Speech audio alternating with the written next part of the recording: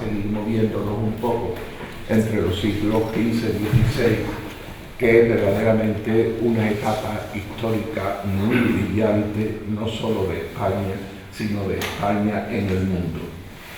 José María, te dejo porque lo vas a hacer maravillosamente y no quiero cansar al público. Luego hablamos. Bien, buenas tardes a todos. Muchas gracias, señor presidente, por su presentación. Muchas gracias al profesor Antonio José López Gutiérrez por la invitación que en su momento me puso para participar en el día de hoy en este ciclo de conferencias sobre el patrimonio de la Cofradía de Hermandades de la ciudad de Sevilla. Y me voy a centrar en analizar la relación entre esa cofradía y el mundo conventual. He puesto las órdenes mendicantes porque básicamente son a las que me voy a referir, pero trataré algo más en su conjunto todo el proceso. El 23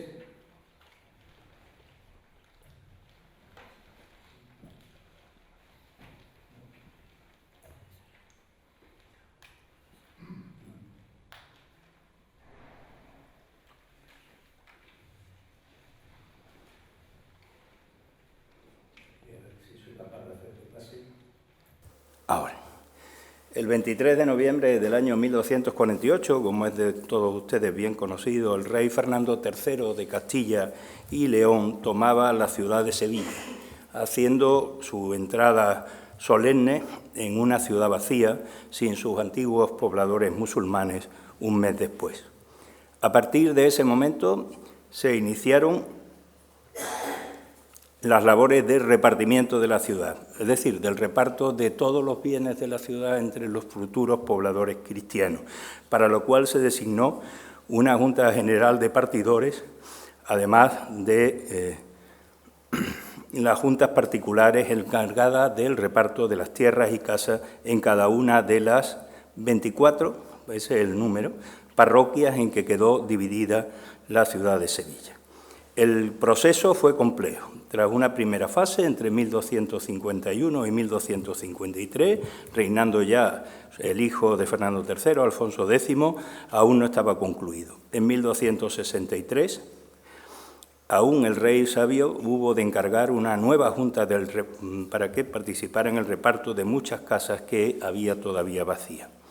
Aunque es difícil dar cifras, se estiman unos 15.000 habitantes la población de la ciudad en 1253, siendo su procedencia muy diversa, de Castilla la Vieja, Castilla la Nueva, Galicia, León, Asturias, Extremadura, y un número de extranjeros también muy amplio, donde se contaban los genoveses, pisanos, lombardos, francos o ingleses.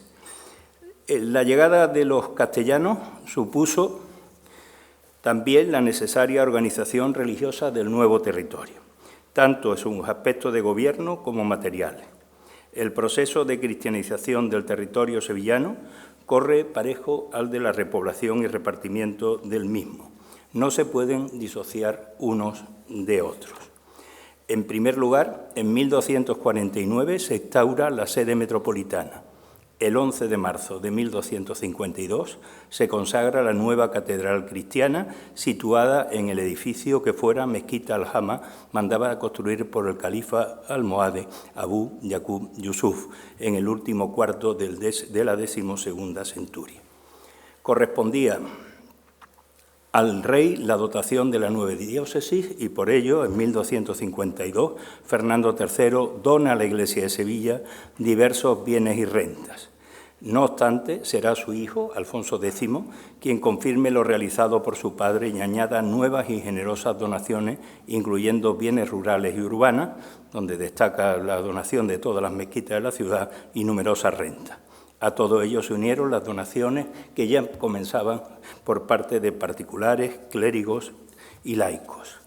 La consolidación del dominio cristiano sobre el territorio sevillano va a provocar una proliferación de manifestaciones físicas del poder castellano y del triunfo de la nueva religión, la religión cristiana, sobre la antigua religión musulmana.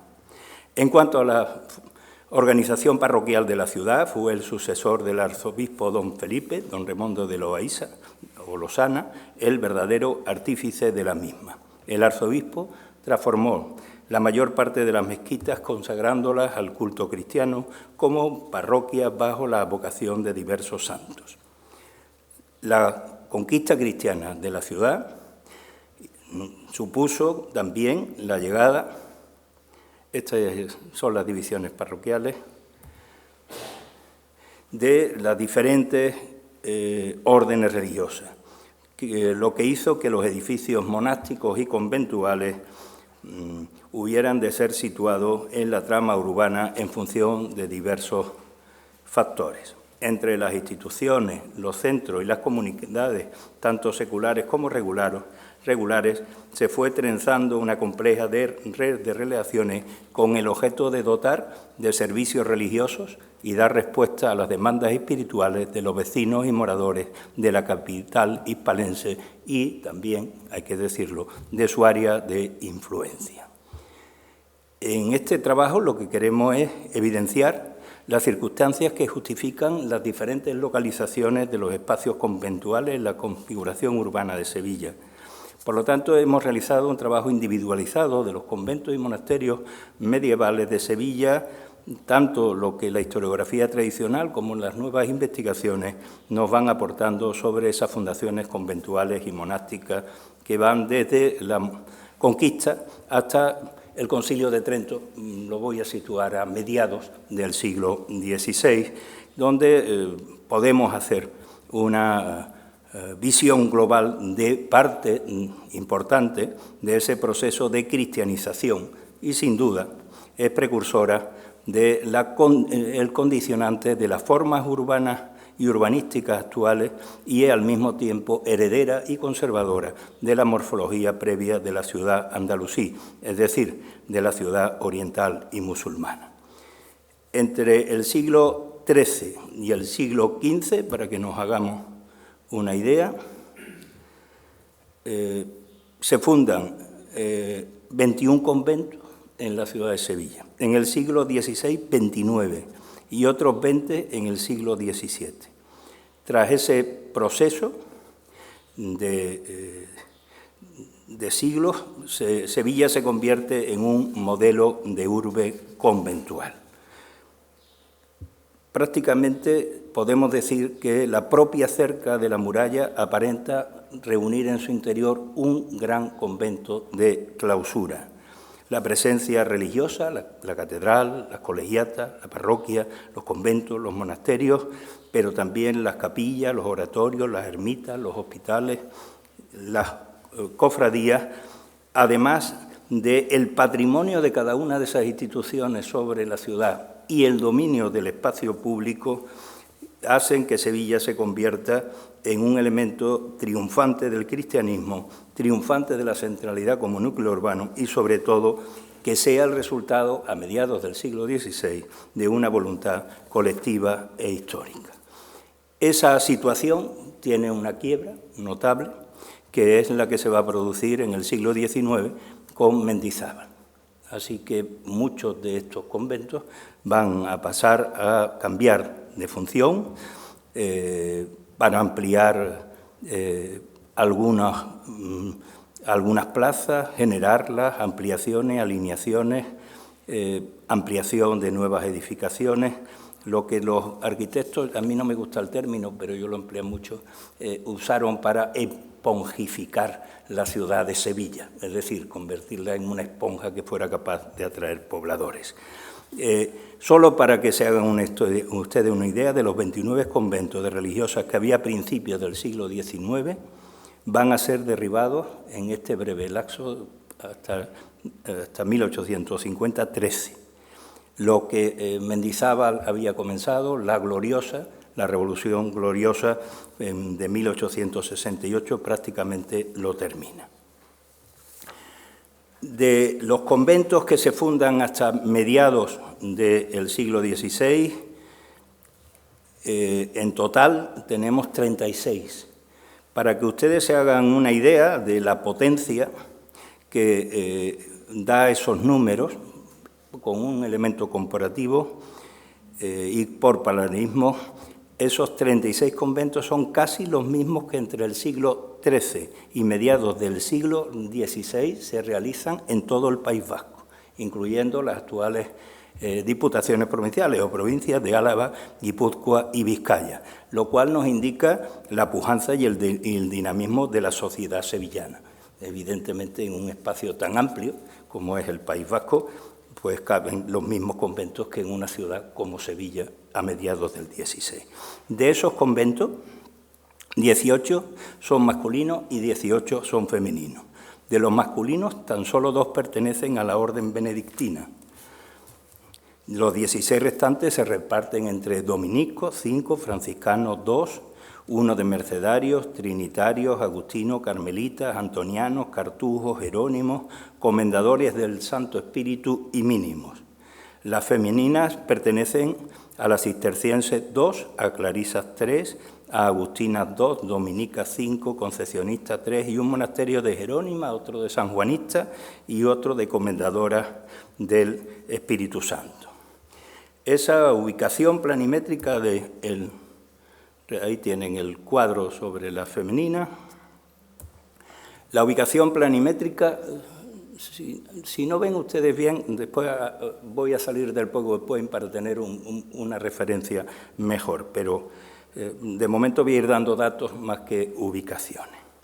La ubicación planimétrica de los conventos sevillanos del siglo XIII nos habla de un optimismo repoblador. Las instalaciones son los que están más oscuros en la diapositiva. Las instalaciones de los establecimientos conventuales, como ven, se producen en la periferia, ya sea intramuro, como en el sector occidental, o extramuro, como ocurre en el sector oriental.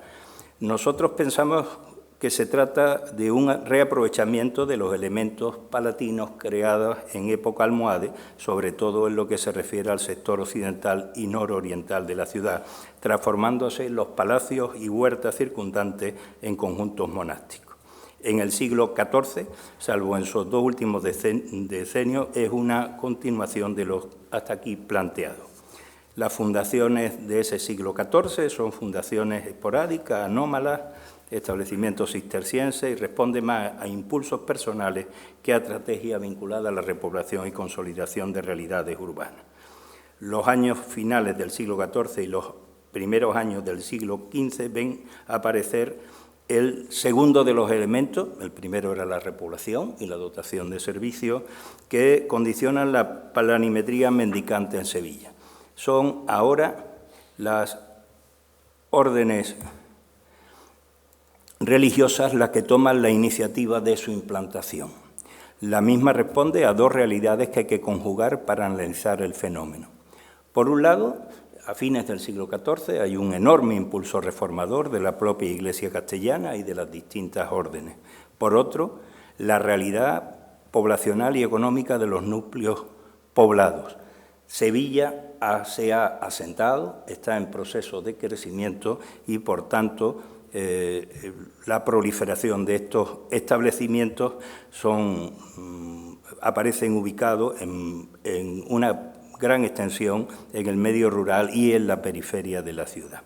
Hemos de esperar a la segunda mitad del siglo XV para que entre en acción el tercero de los elementos definidores de la implantación de estas órdenes, el arraigo social. Ciertamente, desde mediados del XIV, la población de Andalucía se dirigía hacia su enraizamiento en la región y a su identificación con las realidades sociales, culturales, económicas y religiosas del territorio andaluz, que es castellano, por si alguien tiene alguna duda de por dónde van mis interpretaciones, pero una realidad distinta. Es en este tiempo cuando se fundan conventos, no ya en la periferia, no ya por parte de la monarquía, sino en el interior de las poblaciones, en numerosas ocasiones sobre las casas de los fundadores. El fenómeno ya se había iniciado a fines del siglo XV con la monacalización de los grupos de beatas transformadas en jerónimas, en sanjuanistas, en dominicas o en concesionistas, para reforzarse a inicios del siglo XVI con la participación de la nobleza y los eclesiásticos.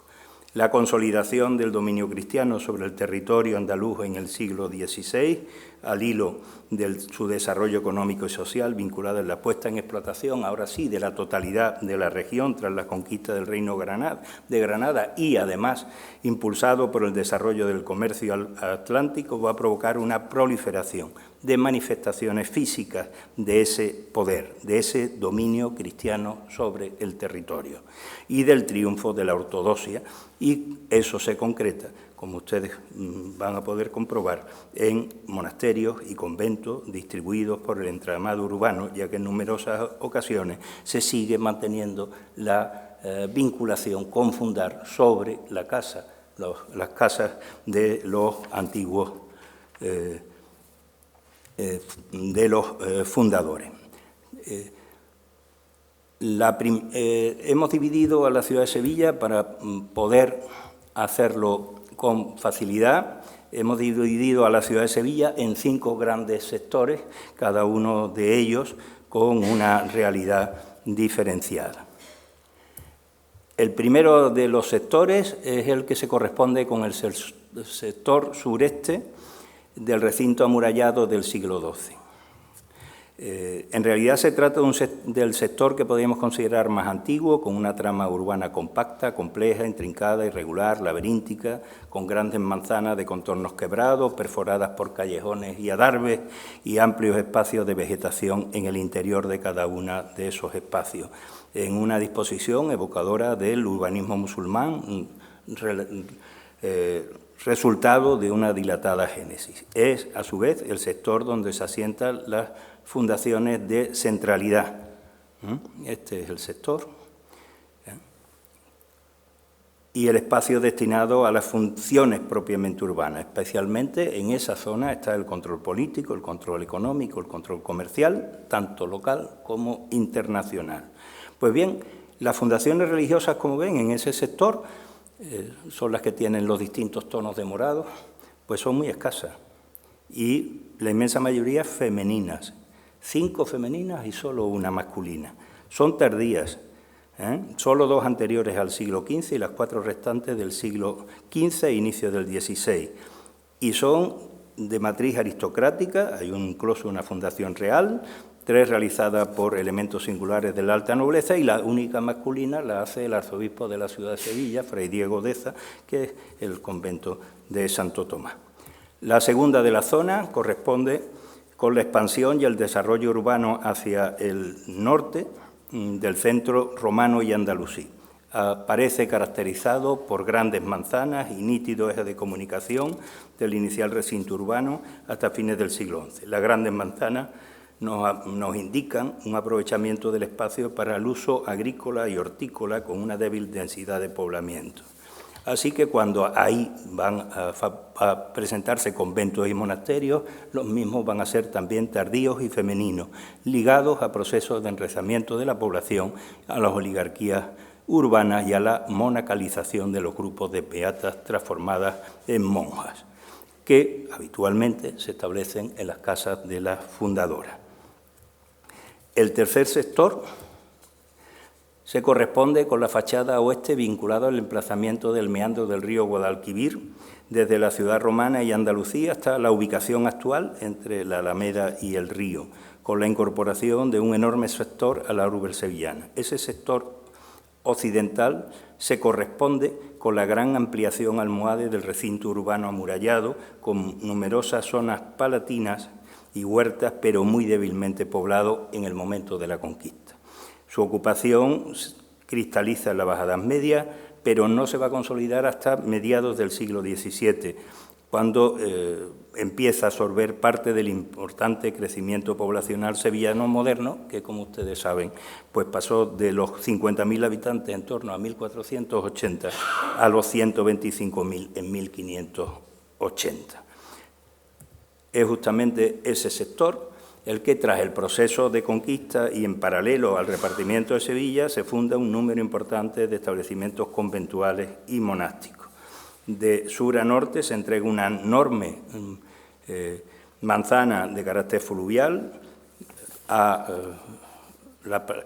a los frailes menores, a los franciscanos. La siguiente manzana es donada a los dominicos, muy cercana a una tercera, donde se van a establecer los mercedarios, y todo ello en época muy temprana, 1248 como fecha de referencia, aunque la conquista, lógicamente, de la ciudad y la toma es en el mes de diciembre de 1248. En el sector norte de esta misma zona se va a producir el establecimiento de conventos entre la década de los 70 y los 80 del siglo XIII, sobre antiguos palacios almohades, que es el caso de San Clemente y Santa Clara. Y en la 14ª centuria van a aparecer los antoninos y los carmelitas en el centro, y ya en el siglo XV las dominicas de Santa María la Real.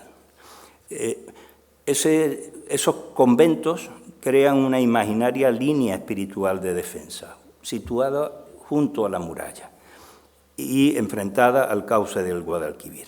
La mayoría son fundaciones reales, apoyadas por la monarquía, y algún caso de algún grupo de beatas. La cuarta zona es el sector del área occidental en extramuro.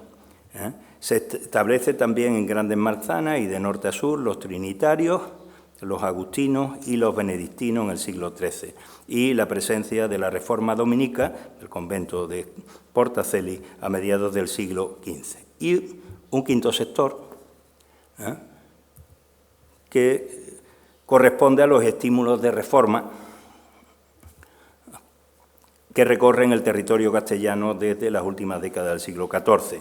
Conocemos la existencia en la margen derecha del Guadalquivir de un grupo de franciscanos reformados, sustituidos por los cartujos de Nuestra Señora de las Cuevas y desplazados a su vez hacia San Juan.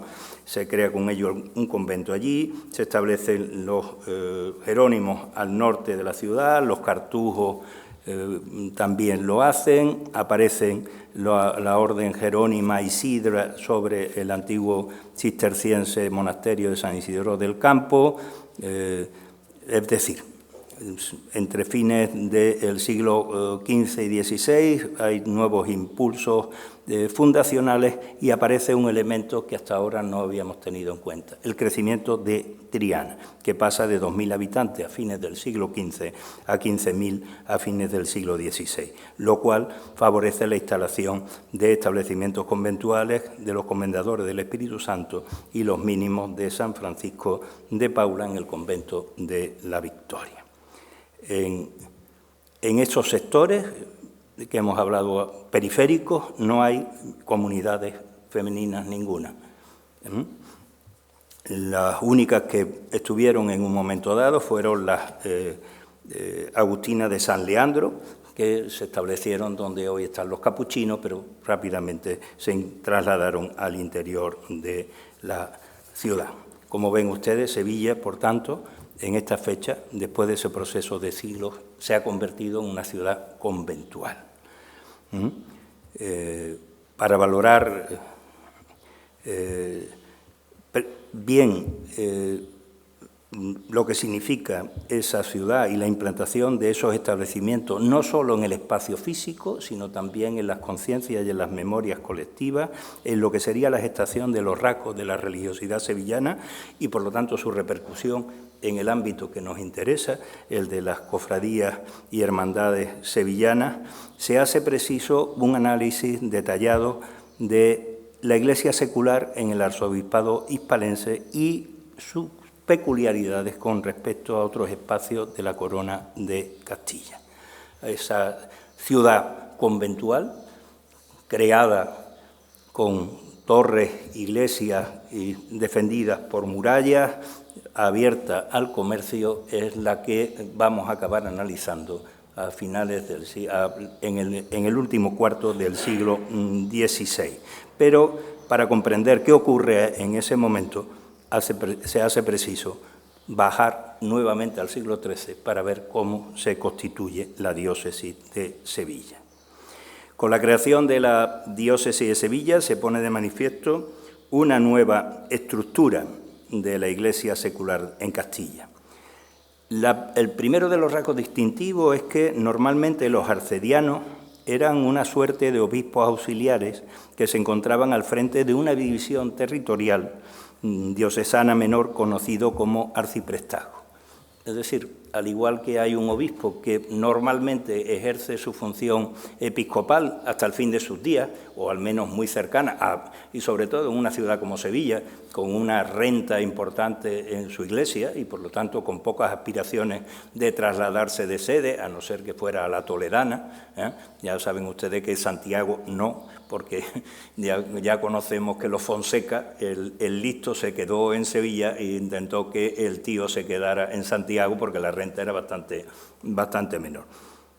Pues bien, esa misma función la ejercían estos arciprestes sobre sus arciprestazgos. Sin embargo, en el caso de Sevilla, el título de arcediano era un título meramente honorífico.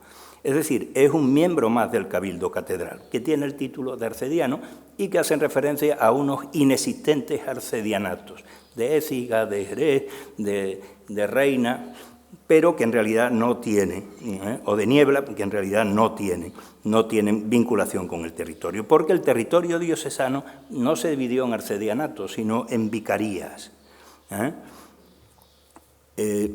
Contrariamente a lo establecido en el gobierno, esas vicarías estaban gobernadas por vicarios rurales, que se encargaban de resolver los posibles litigios, los juicios eclesiásticos y otros asuntos, y se apoyaban en la creación de provisores, es decir, en un conjunto de clérigos con potestad para juzgar. Esa propuesta de dividir el territorio en vicaría y colocar a su frente a un vicario ya se había aventurado tímidamente en el caso del Obispado de Córdoba, dependiente del Arzobispado de Toledo, donde convivieron arciprestazgos y vicarías, y donde cada vicaría agrupada un número indeterminado de parroquias, tanto urbanas como rurales, y con centro en núcleos de población e importancia. Ese vicario es un delegado, pero es un delegado no permanente del obispo, sino por un tiempo determinado por éste. Por lo tanto, es removible, cambiable.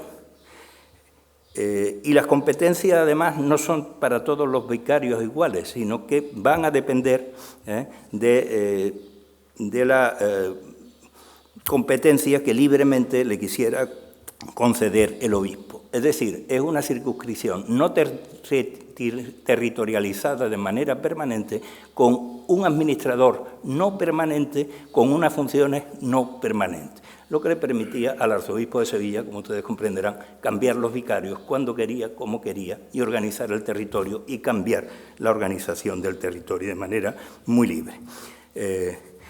Existían además visitadores diocesanos encargados de desplazarse por las distintas parroquias y templos de la diócesis para comprobar su grado de adecuación a la Iglesia. Pero más interesante todavía es la unidad más pequeña dentro de la vicaría. La unidad más pequeña de la vicaría era la parroquia. Esa parroquia, en el derecho castellano y en la Iglesia castellana, solía estar dirigida por un clérigo beneficiado que era responsable de la cura de almas de los vecinos de las parroquias. Los beneficiados eran dotaciones emanadas de la parte del diezmo correspondiente a la parroquia, concedida a determinados clérigos que recibían un beneficio, de ahí su nombre, para el mantenimiento del culto y cubrir, en principio, las necesidades religiosas de la población. Junto con esos beneficiados, curados, existían además beneficiados simples que se adjudicaban a otros clérigos y también beneficiados servideros, es decir, que algunos miembros del clero poseían más de un beneficio y como no podían servir a los dos beneficios, pues lo que hacía es que entregaban a otro clérigo para que sirviera el beneficio cobrando las primicias y otro tipo de renta en nombre del propietario del beneficio y después se procedía a un reparto de los beneficios entre el beneficiado simple y el beneficiado servidero. Como ustedes comprenderán, eso genera un gran número de pleitos y conocemos bastante bien, gracias a esos pleitos, todos estos procesos. Eran tan grandes en ocasiones los beneficios de las parroquias sevillanas, era tal la riqueza que generaba el diezmo y para el número de beneficiados, que incluso sirvieron para dotar a varios clérigos, incluso a clérigos que no prestaban servicio, son los que se llaman prestameras, es decir, es una especie de beca que concede la Iglesia a otros clérigos que no poseían ningún beneficio y que no tenían ninguna obligación, quizá la obligación de desplazarse, de estudiar, de formarse, para después reincorporarse a la diócesis. Pues bien, esa era un poco la organización general de la Corona de Castilla, pero en la Archidiócesis de Sevilla los beneficiados atendían el rezo del oficio divino, pero no administraban la cura de alma, la cura animorum. Encontramos aquí otra de esas particularidades del arzobispo de Sevilla, del arzobispado de Sevilla, ya que al frente de sus parroquias no se colocó nunca a ningún beneficiado curero, sino solo a beneficiados simples, servideros o de prestamera, a cuya elección personal, sin obligación, quedaba la celebración de la Eucaristía y la administración de los sacramentos.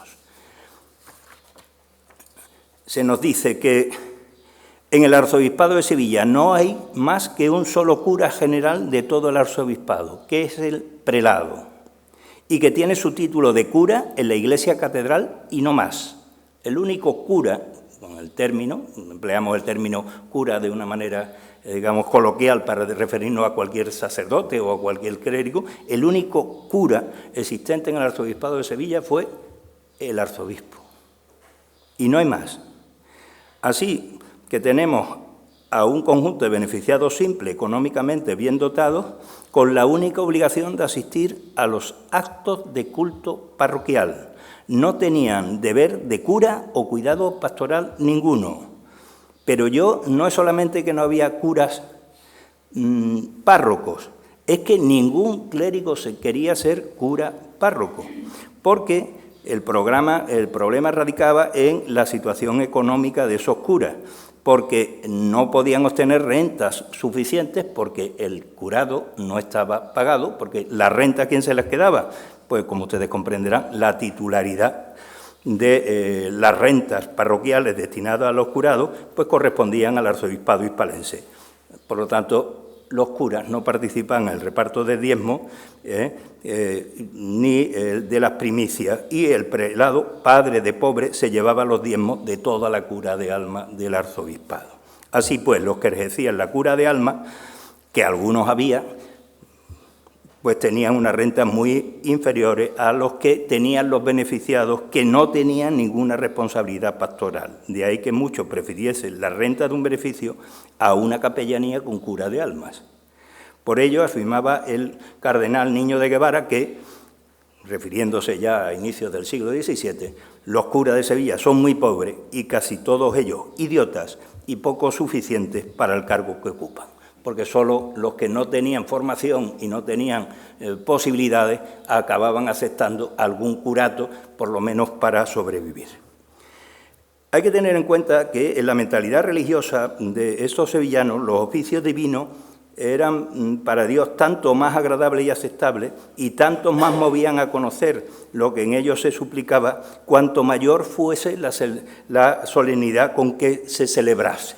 Por lo tanto, los parroquianos recibían mayor consuelo y se movían a mayor devoción y a asistir y frecuentar las iglesias cuanto mayor era el número de personas eclesiásticas que asistieran y cuanto mayor era la solemnidad que se celebrase. Nada que no ocurra hoy en día, que la misa dominical puede estar vacía, pero el quinario de algunas hermandades se llena. Muchas capas, muchos cirios, mucho incienso, y por lo tanto esta mentalidad la tenemos casi grabada a fuego. Y esa actividad cultural era la que soportaban las parroquias y el clero.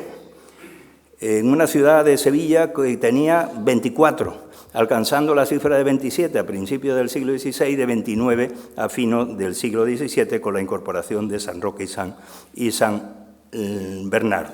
Pero ahora viene la pregunta. El clero parroquial y secular no se hacían cargo de la catequesis y no se hacían cargo de la formación cristiana de los vecinos. ¿En quién quedó la labor pastoral? ¿En manos de quién? Pues bien, va a quedar en manos de todos esos conventos que hemos ido viendo, que eran conventos mendicantes, por lo tanto tenían la labor pastoral, la labor de predicación, de contacto con el pueblo, de catequesis continuada y además con una ventaja extraordinaria, que no cobraban por ello. Bueno, no le cobraban al arzobispo ni cobraban de las rentas decimales. Así que toda la formación cristiana quedó en manos de las órdenes religiosas y con un diferenciado punto de partida de cada una de ellas y con un programa catequético diferenciado. No me voy a extender mucho en este punto, pero aquí nos interesa ver cómo celebraban la Semana Santa. Es decir, cómo se celebra la Semana Santa por parte de un clero con una labor cultural muy importante, es decir, con muchas capas pluviales, varios diáconos asistiendo, sermones, coros, órganos y demás, pero ¿qué tiene eso que ver con la relación que se establece con el sentimiento religioso del conjunto de la población? Entonces, tenemos que partir de que toda celebración arranca de una fase litúrgica. El clero secular sevillano se quedó en esa fase litúrgica, es decir, en ubicar un acontecimiento y una celebración en un tiempo determinado, con una serie de actos y maneras. Pero para que la fase litúrgica se transforme y sea importante, hay que esperar el nacimiento de la naturaleza humana de Cristo. Y ahí es donde pasa a ser una fase teológica. Bien, durante los primeros siglos del cristianismo, el gran debate teológico, como ustedes saben, se centró en la naturaleza y en la persona de Cristo. Arrianos, nestorianos pusieron el acento en la naturaleza humana de la segunda persona de la Trinidad, mientras que los monofisitas orientales lo puso en la naturaleza divina. Quizá resultado de eso es que en numerosas ocasiones la representación de Jesús siempre tenía un marcado carácter divino, un marcado carácter iconográfico en el Cristo en Majestad o en el Pantocrátor románico. Hay que esperar a que surja el pensamiento de San Bernardo de Claraval para que empecemos a ver la transmutación que se va a producir en ese momento, con la presencia, sobre todo, de la Virgen, es decir, el culto mariano. La presencia de la madre biológica de Jesús incide en una mayor presencia de la naturaleza humana dentro de las mentalidades religiosas, porque María está presente en dos grandes momentos de todo ser humano, que son los momentos que nos igualan y nos unifican. Y María está presente en el nacimiento de su Hijo y en la muerte de su Hijo. Así que, a partir del siglo XII, la iconografía de la cruz, la iconografía del crucificado, el Cristo sufriente empieza a desplazar a esta figura y empiezan a desplazar a esa divinidad de Cristo. Paulatinamente se va abandonando el Cristo en majestad, el juez, para sustituirlo por un niño que empieza a jugar con su madre. En este punto también San Bernardo fue un gran divulgador del culto a la Virgen María, pero sin lugar a dudas el gran impulsor del culto devocional a la naturaleza humana de Cristo no es otro que San Francisco de Asís. No me voy a centrar en la devoción de la Veracruz o en la aparición de los estigmas como imitación del sufrimiento de Cristo, que también nos hablan de esta exaltación del Cristo hombre, pero sí indicar que con el franciscanismo pasamos del dominio de una cristología descendente, que voy a simplificar, parte de Dios para llegar a Cristo, por una cristología ascendente, es decir, que parte del Cristo hombre para remontarse a su condición de Cristo y conociendo el Cristo hombre, el Jesús histórico, se puede llegar a conocer al Cristo de la fe y desde el Cristo de la fe a Dios. Es lo que algunos autores han dado en llamar antropocentrismo cristológico. Pues a ese cambio sustantivo en los planteamientos que abandonan la liturgia, que los convierten en teológicos, tienen ustedes que sumarle otro elemento más, que es el tiempo de la naturaleza emocional. El tiempo en el cual La naturaleza humana de Cristo es objeto de conocimiento, impela al conocimiento del Jesús histórico. Pero, ¿qué información tenemos del Jesús histórico? Los evangelios no nos dan suficiente. Hay una enorme demanda por conocer más de Cristo y no tenemos la fuente. Así que la jerarquía eclesiástica necesita de un periodo de adaptación para satisfacer la necesidad de conocer a Dios desde otra perspectiva. Y entonces recurre al relato hagiográfico. Los relatos hagiográficos no tienen por fin la verdad histórica, sino tienen por fin mantener y difundir el culto. Y para satisfacer esa demanda de los fieles, esa naturaleza emocional, se recurre a otro tipo de fuentes, fundamentalmente a los evangelios apócrifos, es decir, los que no son admitidos por la Iglesia y, por lo tanto, se entroncan en el relato geográfico, pasan a la iconografía y pasan a ser parte de ese tiempo de la naturaleza emocional que habíamos contemplado desde la naturaleza teológica. Con todo ello, a lo largo de los siglos medievales, el siglo XIII, el siglo XV, se va completando y definiendo un relato pasionista, el Vía Crucis, en última instancia, como peregrinación de salón a Tierra Santa. No se puede hacer la peregrinación a los santos lugares, pero sí podemos revivirla. Y, sobre todo, ya que no se puede hacer el viaje real a Nazaret, a Belén, a Jerusalén, aunque casos hay, pues sustituirlo por ese Vía Crucis, por esa peregrinación. Y ahí es cuando entroncamos con el mundo de las cofradías, porque el mundo de las cofradías entroncan con esta manera de ver a Cristo y este sentimiento de conocer algo más que Cristo. Y empiezan a aparecer figuras que en los evangelios no están, caídas que no se producen, maderos que no son llevados de una manera o de otra, elementos que van a ir transformándose. Y ahí es donde confluyen los dos. ¿Y cómo confluyeron en Sevilla? Yo he hecho un repaso de las cofradías. Ustedes saben que las cofradías sevillanas tienen una enorme dificultad de definición cronológica.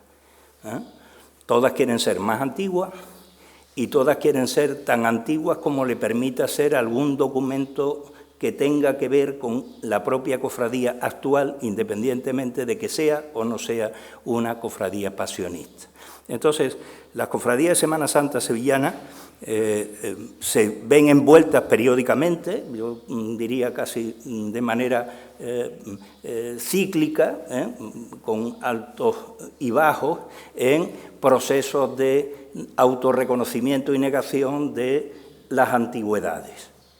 No quiero entrar en ello, es decir, no quiero hacer un análisis de cuál es la más antigua.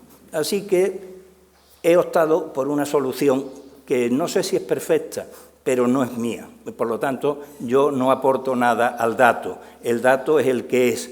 Pueden ustedes discutir si el dato es cierto o no. Así que me voy a centrar en el primer ordenamiento de cofradías penitenciales que desea seguir en todas las procesiones donde concurriesen las corporaciones penitenciales, que fue dictado en 1579 por el doctor Francisco Valdecañas y Arellano, racionero de la Santa Iglesia de Sevilla y provisor general, que ahí tienen ustedes la referencia, que mantiene que en esta ciudad y en Triana el orden necesario, guarda y collación de ella, y cita instituidas y fundadas mucho número de cofradías de sangre, en que cuando ofrece alguna procesión general hay mucho escándalo, alboroto y pasiones sobre el lugar donde cada una tiene que ir pretendiendo lugares más antiguos. Bien, pues el bueno del doctor Francisco de Valdecañas y Arellano hace una relación y dice, este es el orden, y yo me voy a ceñir a ese orden que él da. Ni entro ni salgo, porque además no es mi intención, como les digo. Ese orden nos da esto.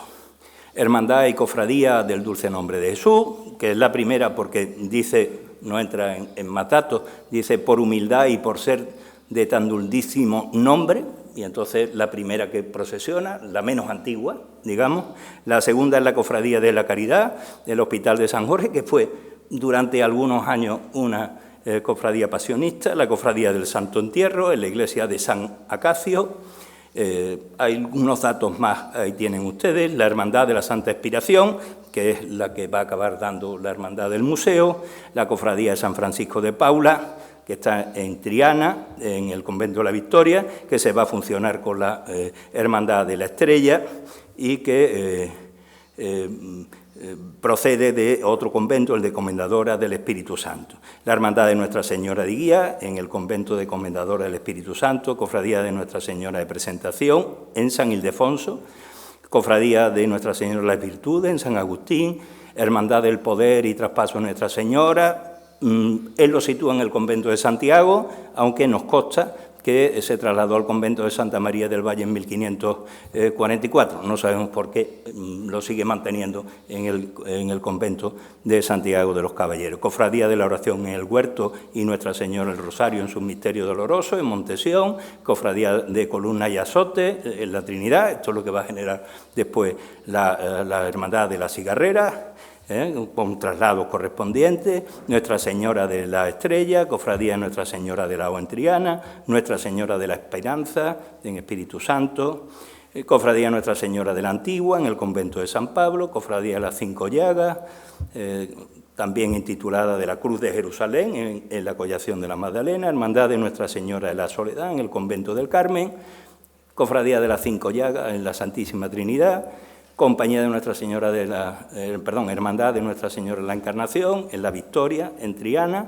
Esta es la que va a trasladarse hasta San Benito, andando el tiempo. Cofradía de la Coronación, que se fusiona más tarde con el Valle.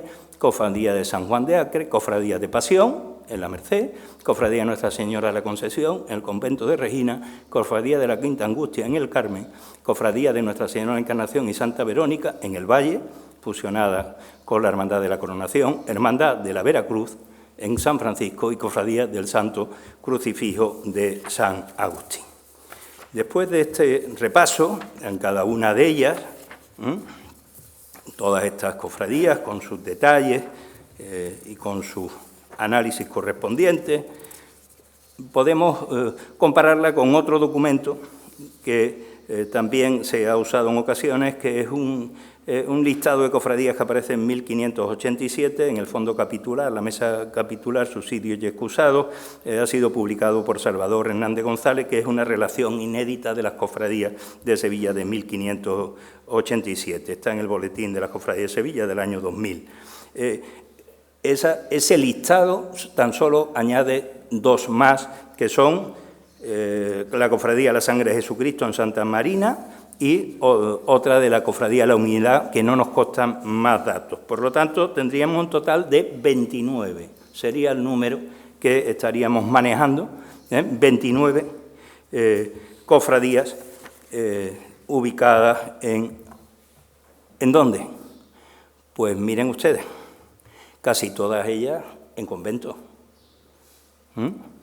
Ahí tienen la relación: agustinos, mercedarios, mínimos, Espíritu Santo, agustinos, santiaguistas, dominicos, trinitarios, mínimos, Espíritu Santo, dominicos, carmelitas, trinitarios, mínimos, sanjuanistas, mercedarios, dominicos, carmelitas, franciscanos y agustinos.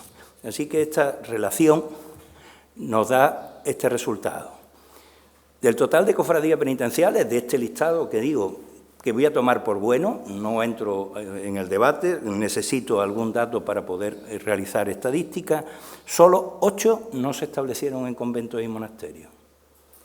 Y de esas 8, casi todas ellas en hospitales, no en parroquias. Por lo tanto, el clero parroquial, es decir, ese clero cultural que no hacía catequesis, que no elaboraba un discurso catequético y no estaba pendiente de la salvación de las almas de sus vecinos, pues no tuvo ningún impacto en las mentalidades.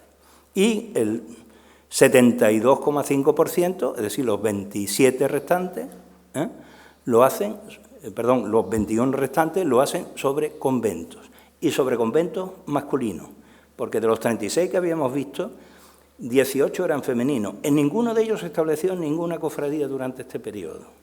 No tuvo residencia canónica, ninguna cofradía durante el periodo. ¿Por qué? Porque una cuestión muy simple: los frailes predican y las monjas rezan.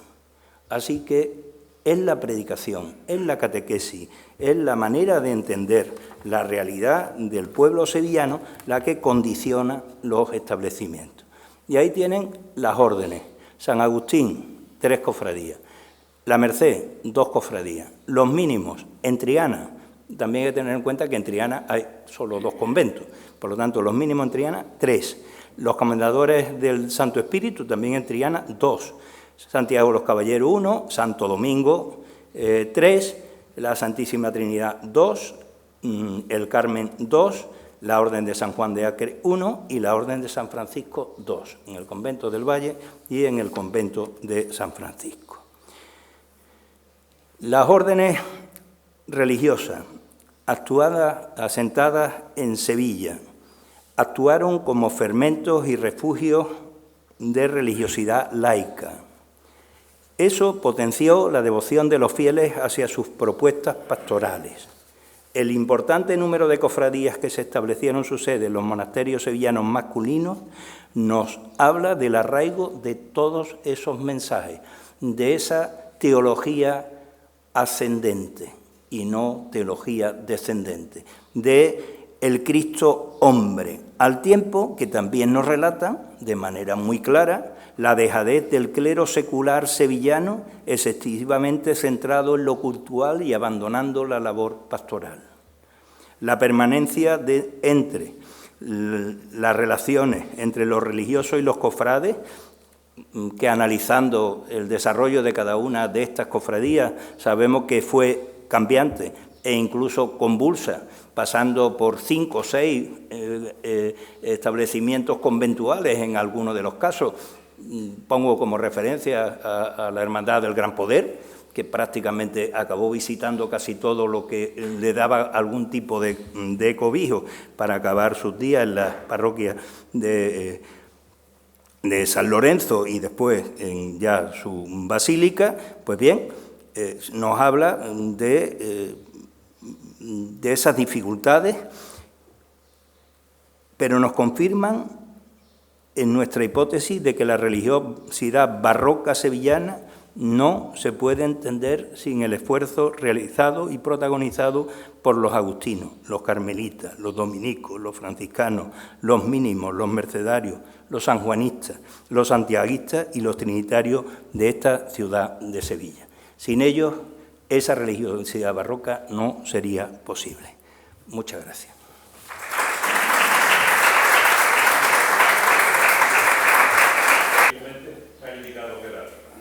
Simplemente quería precisar algo que tiene un poco que ver con la inquietud actual sobre la historia moderna de la que no sé nada. Él es un medievalista que sabe mucho de la modernidad. Yo soy un medievalista que no sé nada de la modernidad, casi nada, o muy poco. La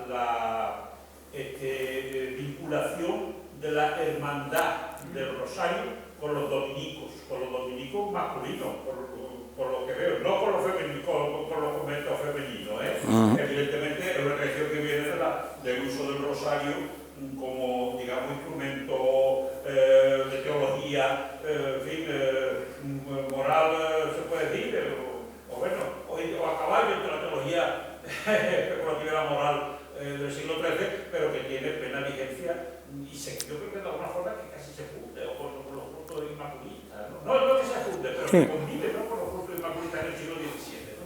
Eso es muy interesante. ¿Y él puede un poco ilustrarnos un poco sobre esto? Bueno, pues muchísimas gracias a la pregunta de mi buen compañero, el profesor Pérez Enví, que también me rejuvenece el verlo. Hacía mucho tiempo que no nos veíamos. Y bueno, no he tratado otro de los elementos posibles en el análisis. Es decir, he hecho simplemente un repaso de las consideraciones generales que promueven las cofradías de Semana Santa.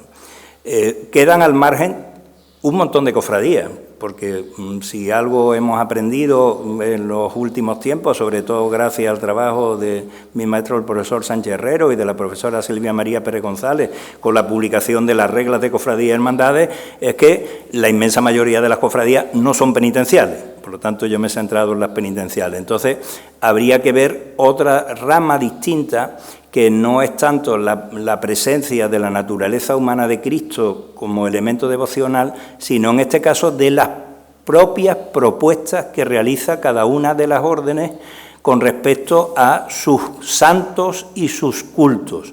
En el caso de los dominicos, el culto a San Pablo, a Santo Domingo y, por supuesto, al Rosario, pero en el caso de los franciscanos, el culto a la Veracruz, pero también el culto a la Inmaculada Concepción.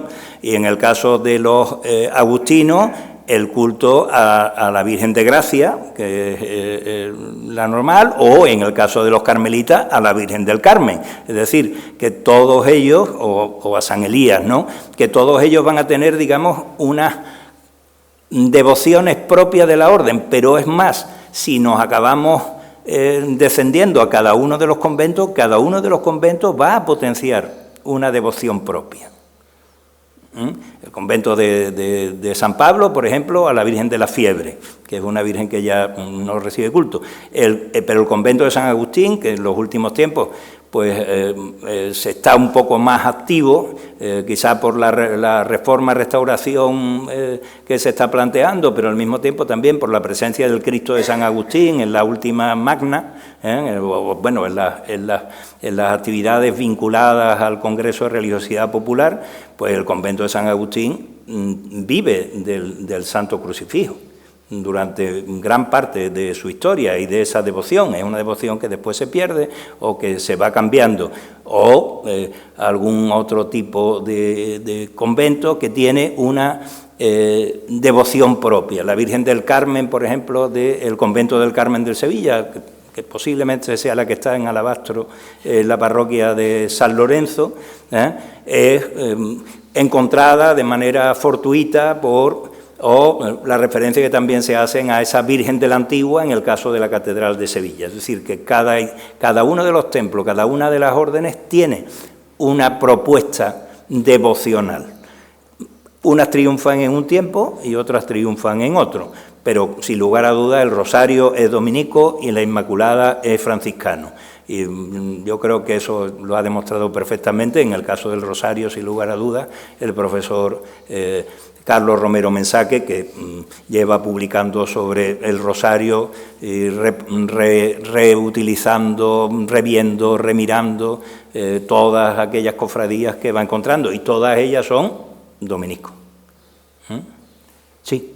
Esa estructura, vamos a llamarle de delegación catequética en las órdenes y de dejación de funciones del clero secular, ¿no es corregida por Trento? No, porque funciona. Una de las cosas que a mí más me llamó la atención cuando yo empecé a trabajar las órdenes religiosas en el Reino de Sevilla es que todos los que habían estudiado Castilla se encontraban con un pleito permanente entre las órdenes mendicantes, con las monásticas menos, pero también con las órdenes mendicantes y el clero secular, por las limosnas, por las predicaciones, por los lugares de enterramiento. Y en Sevilla no había pleito, pero no hay pleito porque es que no comparten el espacio. Pero es más, ese modelo sevillano, el modelo de la Iglesia sevillana, es el que se lleva a Canarias, en primer lugar. Es el que se va a llevar después a Granada. Pero sobre todo se va a llevar a América. En América el clero secular se dedicó a los catequizados, es decir, a los españoles, a los castellanos, a los cristianos viejos, como ustedes los quieran llamar. Mientras que las órdenes religiosas fueron los que ejercieron la verdadera catequesis. Es decir, que el modelo es un modelo configurado en el reinado de Fernando III, Alfonso X, en el momento en que las órdenes mendicantes están en una actitud triunfante con respecto a la Iglesia, que aquí encaja perfectamente con un clero cultural que se dedica a impartir los sacramentos, a controlar rentas y a repartir beneficios y a formarse, que va a haber clérigos muy bien formados, y un clero regular, que es el que hace la auténtica conversión y evangelización. Así que en el caso americano, entonces Trento no toca, No toca porque funciona. Si funciona, ¿qué más me da quién haga la catequesis? Es decir, no tengo interés en que sea la parroquia la que controle. Eso sí, Trento controla dos cosas: ánimas benditas del purgatorio y Santísimo Sacramento. Y las impone como dos de las hermandades y cofradías que tiene que haber presentes en cada una de las parroquias del ámbito romano de control de la Iglesia de Roma, aprovechando dos nuevas devociones que surgen a lo largo del siglo XVI, que están ahí potentes. Muchas de las hermandades actuales pues alegan su antigüedad justamente gracias a las hermandades sacramentales y de las hermandades de ánimas del purgatorio, con lo que en algún momento acabaron fusionándose o ellas o otras que se fusionaron con ellas, pero no hay enfrentamiento en ese caso. Sí. Curiosamente, esta profusión de los dominicos, tanto en conventos como después de la realización de la hermandad, ¿tiene eso algo que ver con su preponderancia dentro de la estructura de la Iglesia Católica como motores de la fe? Yo creo que no. No lo veo así. Yo creo que en el caso de los dominicos que hacen ellos tenían una propuesta que nunca cuajó. Ellos sobre todo se dedicaban al dulce nombre de Jesús.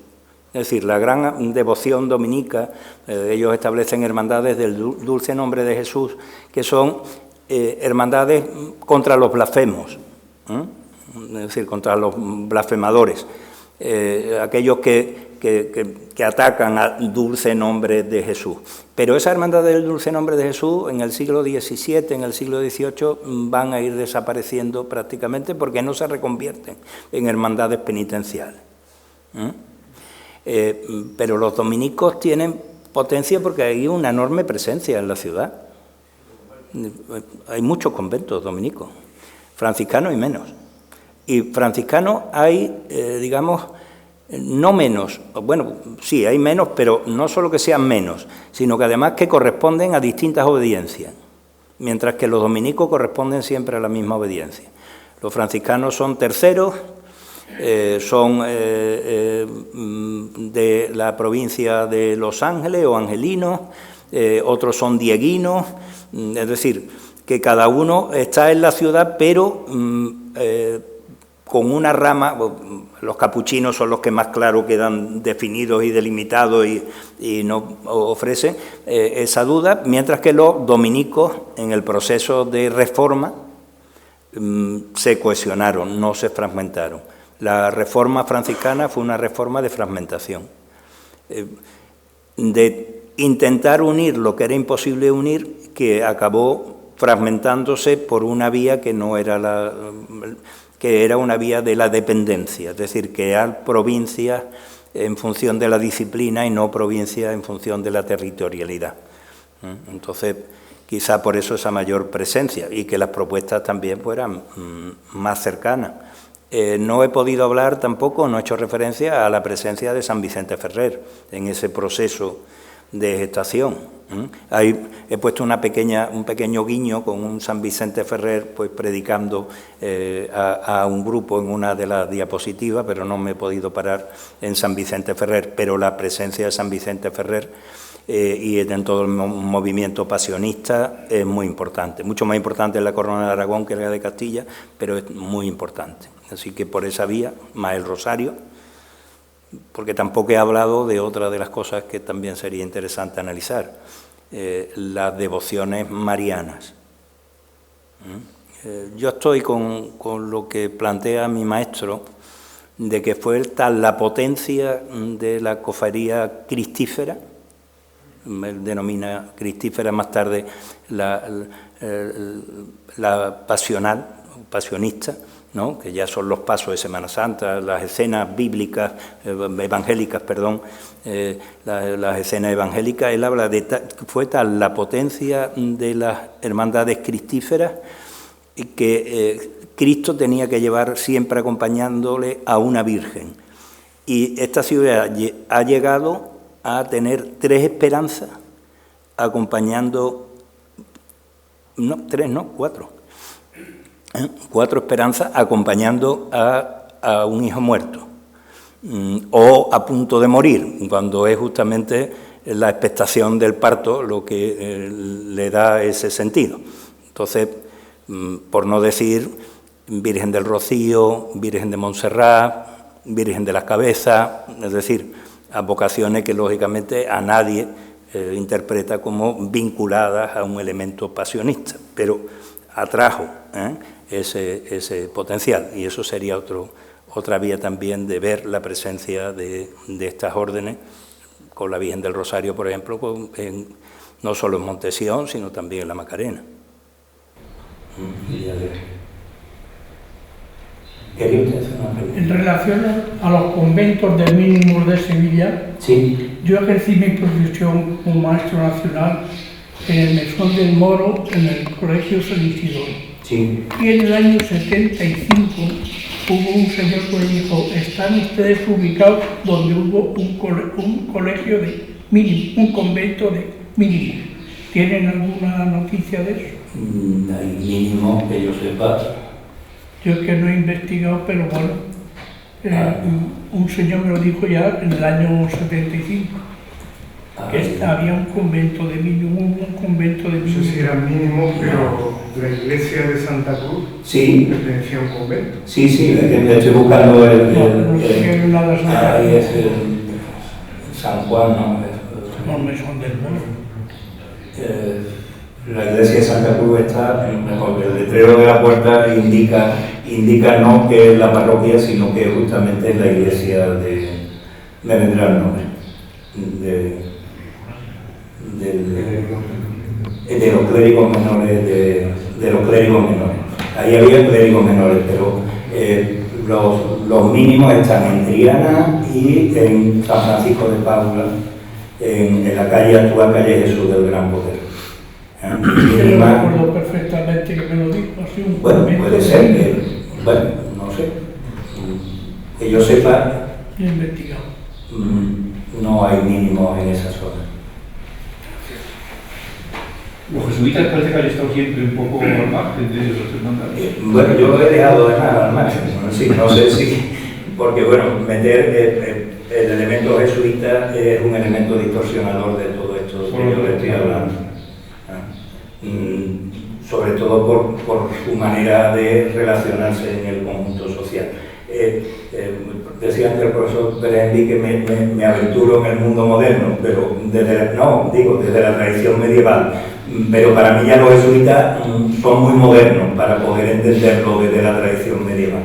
O sea, yo puedo prolongarme en el tiempo con los franciscanos, con los dominicos, con los carmelitas, pero los jesuitas son la gran revolución, son las nuevas órdenes y la gran revolución de la nueva manera de entender el clero regular en la cristiandad, no solo en el marco de la Corona de Castilla o de la península ibérica, sino en la cristiandad en general, ¿no?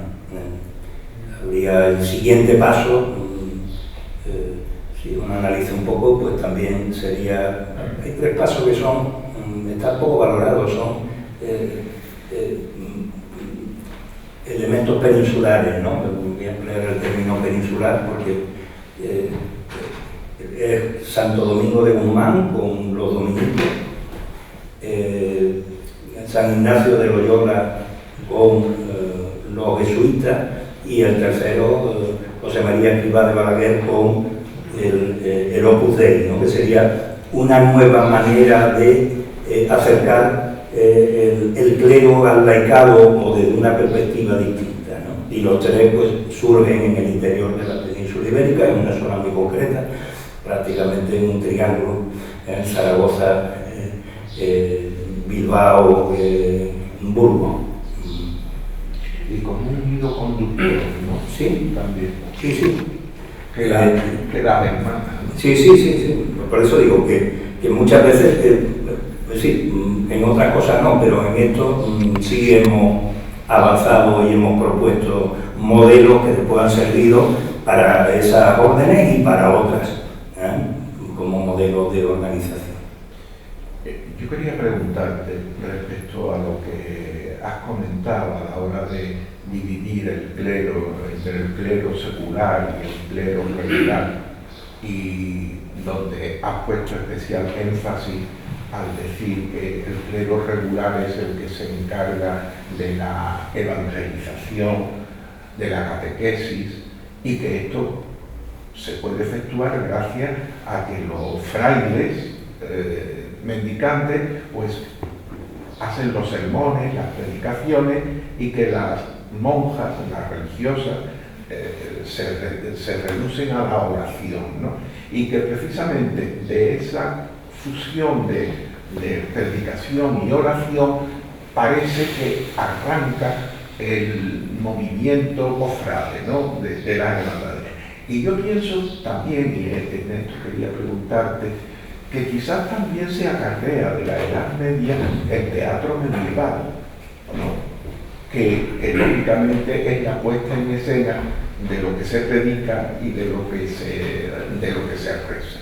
Y creo que de esas dos cosas, pues la tercera sería la puesta en escena de los misterios, de los pasajes evangélicos que van explicando al pueblo y sobre todo a los iletrados a través del poder y del símbolo que tiene la imagen, los intríngulis, la profundidad de los textos sagrados, hacerlo más fácil y más comprensivo.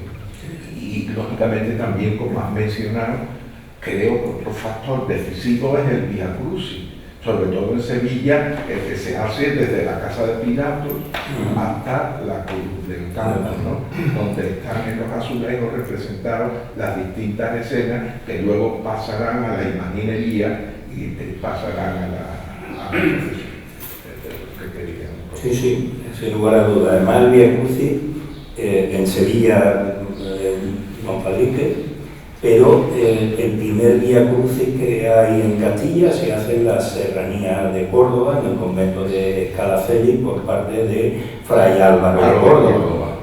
O sea que, digamos que el Vía Crucis es, en el ámbito andaluz, es un Vía Crucis muy temprano, en 1420, y también decir que Fray Álvaro de Córdoba es el que sienta la semilla para que se cree el convento de Portaceli de Sevilla. Y estuvo predicando en la ciudad de Sevilla de manera intensa durante 3, 4 y 5 años, que venía a pasar largas temporadas para predicar a los sevillanos, pagado por el ayuntamiento, por el cabildo de la ciudad. Al igual que San Vicente Ferrer. Sí. En reiteradas ocasiones en el patio de los naranjos, ¿no? Lógicamente, bueno, pues... Una pregunta.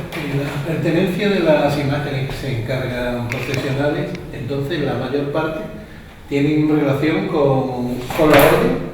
No. ¿O se sale fuera ya de yo no he entrado en el tema imagen. Yo he entrado en una corporación que se reúne, que se dota de una regla para salir en procesión pública, en reconocimiento, en seguimiento, en imitación de la pasión de Cristo, ya fuera sobre su propio cuerpo o con imágenes que la representaran.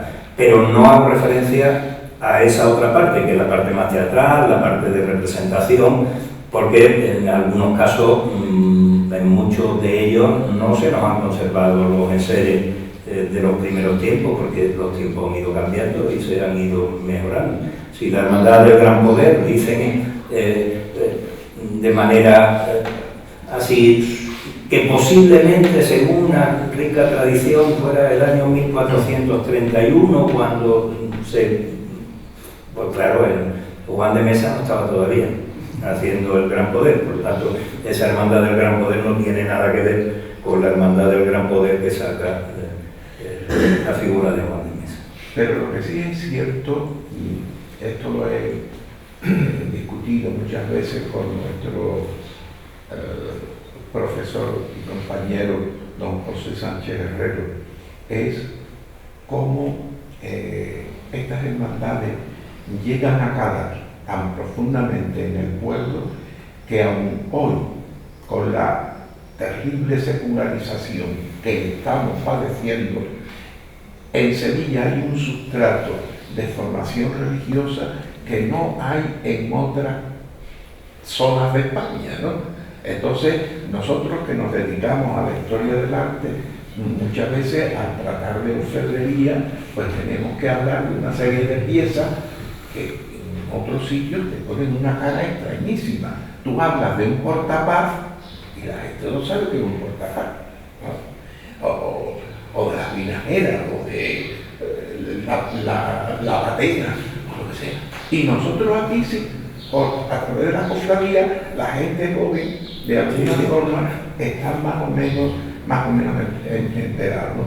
Muchas veces nosotros discutíamos cómo año tras año, cada vez esa desinformación religiosa se hacía mucho más patente. Incluso recuerdo que el profesor Gómez Piñón decía que había que poner en la especialidad una asignatura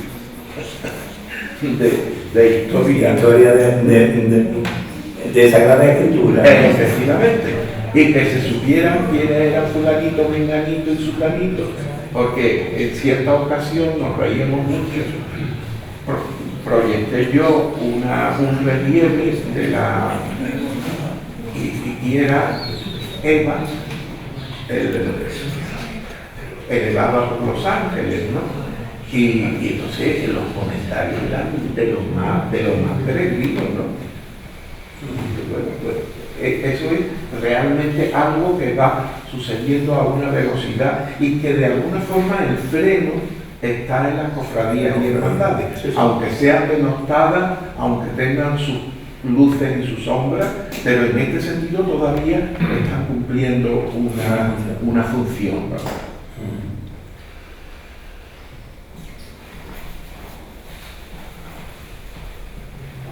Bueno, pues si no hay ninguna otra cuestión, agradeciendo a la Academia la recepción, tenemos que... y a la invitación, agradeciendo la invitación del profesor. Quienes tenemos que agradecer somos nosotros de contar con una persona tan informada sobre el tema que ha expuesto, y no me extraña porque conociendo al tronco se conocen las ramas, ¿no? Entonces, efectivamente, ya sabes, José María, que te esperamos cuando ya estés ungido y vengas como catedrático, que no por ello vas a saber más. Uno se queda igual, es un tránsito administrativo y lo demás es pura teoría. Bueno, pues José María, un abrazo, bienvenido, y te esperamos otras veces. Pues muchísimas gracias. Muchas gracias.